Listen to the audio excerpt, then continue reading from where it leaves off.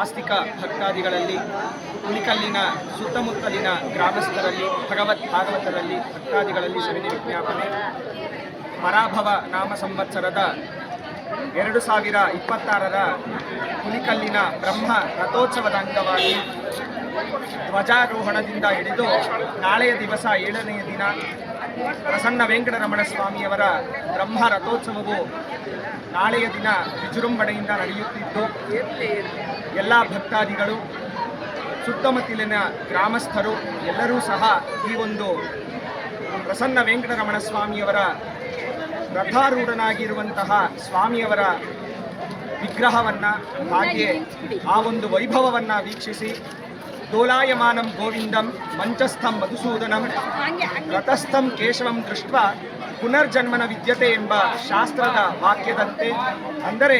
ಡೋಲಾಯಮಾನಂ ಗೋವಿಂದಂ, ಒಂದು ಉಯ್ಯಾಲೆಯಲ್ಲಿ ಇರುವಂತಹ ಗೋವಿಂದನನ್ನು ಹಾಗೆಯೇ ಶಯ್ಯಾದಿವಾಸದಲ್ಲಿ ಇರುವಂತಹ ಮಧುಸೂದನನ್ನು,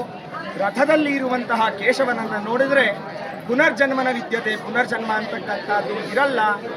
ಎಲ್ಲರೂ ಸಹ ಶಾಶ್ವತವಾದಂತಹ ಮಹಾವಿಷ್ಣುವಿನ ಲೋಕವನ್ನು ಹೊಂದುತ್ತಾರೆ ಎನ್ನುವಂತಹ ಶಾಸ್ತ್ರದ ವಾಕ್ಯದ ರೀತಿಯಂತೆ